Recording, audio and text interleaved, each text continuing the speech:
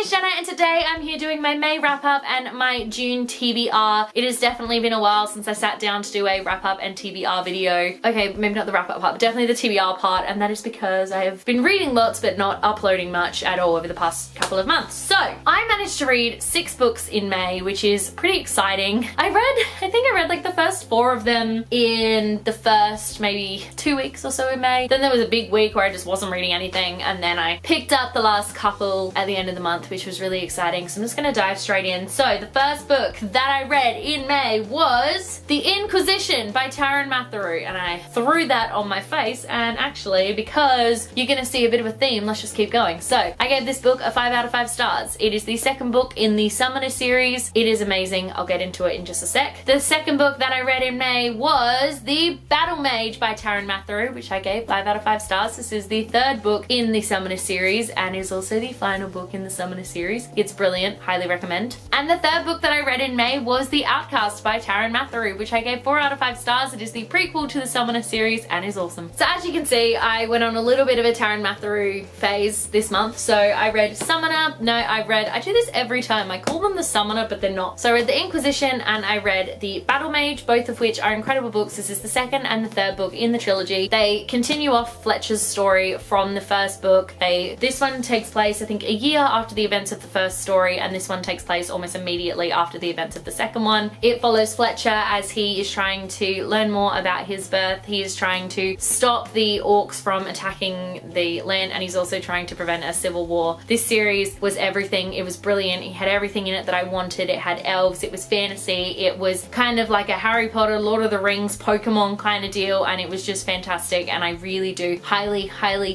recommend, if you haven't already, that you give these series a chance because it is just brilliant. So this follows Arcturus, who is Fletcher's mentor in the Summoner series. This follows him on his journey when he first becomes a summoner, and it is just so good. It fills in a lot of the gaps with questions that don't get answered during the Summoner series, and it's just a fun time. I really thoroughly enjoyed reading this one, and it just made me never want to leave this world ever again. So the fourth book that I read in May was one for university, and that was The Catcher in the Rye by J.D. Salinger. I gave this one a 3 out of 5 stars. I enjoyed this book much more than I thought I was going to. I thought I was going to absolutely hate it, but I found that I didn't. It's a really easy read. I thought, even though it's small, I've been caught out by uni reads before. I thought it was going to be really dense. It wasn't. It did have some form of stream of consciousness, but not really. Basically, this story follows Holden Caulfield, which funnily enough, I'd actually heard the character's name before, but had never read this book. It follows Holden Caulfield. He's just been kicked out of his 3rd school, and instead of going home, he decides to spend 3 days in New York City, and then he will go home once everything's kind of blown over. So he spends his 3 days in New York City, and he basically just walks around, wallows in a little bit of self-pity, has kind of a find yourself sort of moment, and is really just an act of this teenage rebellion. It was a really interesting character study. That's literally all it is. There is no plot in this book whatsoever. It's just a character study, but it was a really interesting one to read, and I'm actually glad that I have finally read this book. The 5th book that I read this month was another one for university, and that was Brokeback Mountain by E. Annie Proulx. I gave this one a 3 out of 5 stars. It is a short story. It was very short. It was only like 30 pages or something. It is obviously what the movie Brokeback Mountain is based on. I'd never seen the movie. I'd never read the short story. I've now done both, and I can confirm they're really emotional. I didn't expect it, but like I watched the movie and my feelings had feelings all of a sudden. I do prefer the movie. I thought the short story was really enjoyable. However, I did think that it was very surface based, and I felt like I didn't really know any of the characters, and if I hadn't seen the movie, I don't think the short story would have impacted me as much as it did. Then the 6th book that I read in May was for the YA Circles Book Club Book of the Month. That was Viper by Bex Hogan, and I gave this one a 4 out of 5 stars. Viper follows a girl named Marianne. She is living on a ship. Her father is the Viper. He is the captain of a ship which is at the kind of the front of the King's fleet, and it basically keeps the waters around the Eastern Isles free from bandits and whatnot. Marianne really doesn't want to be the Viper, but she knows she is destined to be the Viper. However, she cannot be the assassin that her father wants her to be. So she eventually ends up running away and sort of stumbling across this ploy to destroy the crown and whatnot, while also being wrapped up in this mystery of the Western Isles and the question of whether all 12 isles can ever be reunited again. This was such a fun read. I don't know what we've done in the last few years to deserve so so many awesome pirate books, but like I am living for them. I love pirates and I think they should be around more often, and this book was so much fun. I loved the characters. There was a lot of time skipping in this book. I'm not actually sure how old anybody is anymore because of how much time skipped, and it happened very jarringly. So all of a sudden you'd be like,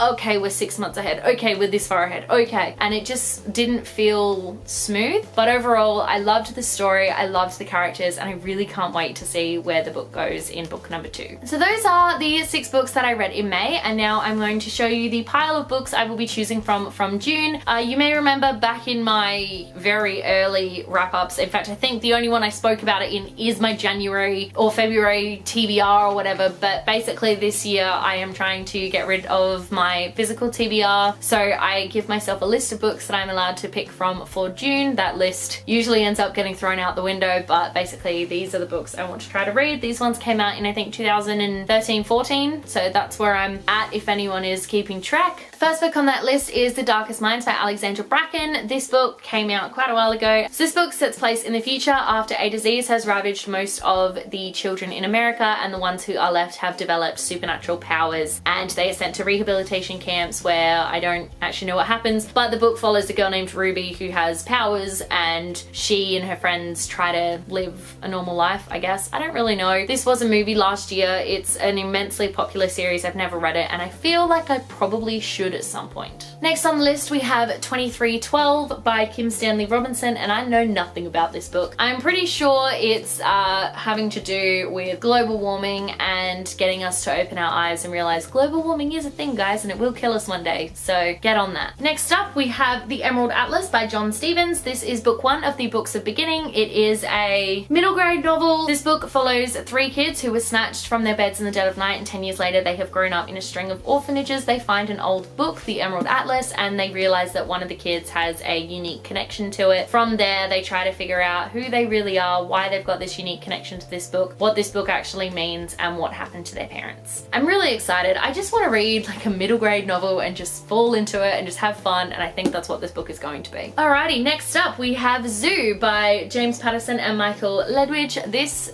got turned into a TV show a couple of years ago, which I loved. I absolutely loved the TV show so much. It follows this group, well actually I don't know if the book follows the same group of people. I know the book follows Jackson Oz, who is in the show, and pretty much it details a world where animals are rising up and killing the humans, and it was such a good show, and I do really want to read the book to see if it's at least similar to the show, but I don't think it's going to be. But I am really excited to read this one and to just read about animals like waging war on humans, because I think that is something really interesting to read about. Alrighty, next up we have Captive Prince by C.S. Cat. I know nothing about this book. I know that it's an LGBT novel. I know that it's like a prince and politics. I really don't know. I'm pretty sure it's signed though, which is cool. It is, haha. But I don't know much about it. I just know that it's an LGBT novel and it's a really popular series, and I've been on my shelf for a while now, so I feel like I should read it. Alrighty, next up we have Spellcaster by Claudia Gray. This one is a witch book, if I remember correctly. Yes, so it is about Nadia, who has been descended from witches, and she moves to a new town and sort of chaos ensues from there, as it always does. I feel like if you ever are a main character of a book and you move to a new town, you're just inviting trouble to find you. It's just a thing. It's a thing. Yeah, so at this new town, Nadia meets a boy named Maceo who is cursed, or he's destined to be cursed, and the two realize that something in their lives is forcing them apart, but also forcing them together. I think it sounds really cool. I think it sounds really fun, and I'm really excited to finally dive into it. This was one that I picked up on a whim, and I haven't picked up a book on a whim in a really long time. Plus, I'm kind of feeling in the mood to read a witchy book. We'll see. Oh, yeah. Alrighty, next up we have These Broken Stars by Amy Kaufman and Megan Spooner. I know nothing about this book as well. In fact, most of the books on this TBR I don't know a lot about. It's about 2 characters, Lilac and Tava, sorry. They are complete opposites, obviously, and then I think they crash land on a planet. Yeah, they've got to help each other try to get off this planet that they've landed on. Not doing a great job, but everyone's, oh god, the writing's so small. small. Oh, even with my glasses on, that's tiny. Jeez, all right. So I do want to read it. I have high hopes. People seem to really like this trilogy, so we will see. Alrighty, what is next? Next is Hindsight by Melanie Casey. This book is actually pretty cool. This book is set in Adelaide and follows a detective called Cass Lehman. So Cass has the ability to see death. She can see death happen, and it's pretty cool. And she decides to team up with a detective to solve a murder. And basically it's a serial killer, I think. Yes.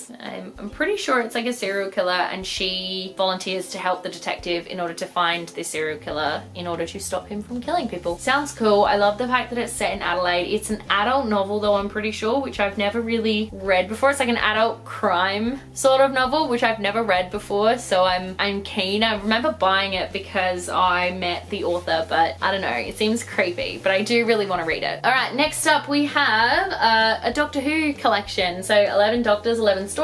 So 11 stories from these people, all about the different Doctors. It's the 50th anniversary collection. It's huge. I think I can pretty much, I should just be able to read like just one book at a time. I've only seen episodes of Doctor Who from the 9th, 10th, 11th, and 1st Doctor. So I don't really know anything about any of the other Doctors or any of their companions, but I think this will be a fun book to read. And this is one that I can literally just pick up and just like, I'll just read one book here and one book there. But it's huge though, but I am keen to read it. All right, we're getting to the bottom of the pile, guys. We're doing well. All right, the next book we have is Hollow City by Ransom Riggs. This is the second novel of the Miss Peregrine series, so it follows on from the events of Miss Peregrine's Home for Peculiar Children. I read that book a while ago, and the only thing I remember is from the movie, and I'm pretty sure the movie and the book had different endings, so hopefully they remind me in the beginning of this one what actually happened in the book. These books are pretty cool though, because they're the ones that have the creepy photography, which I can't seem to find any of right now. Why is this happening? There we go. See, creepy photography.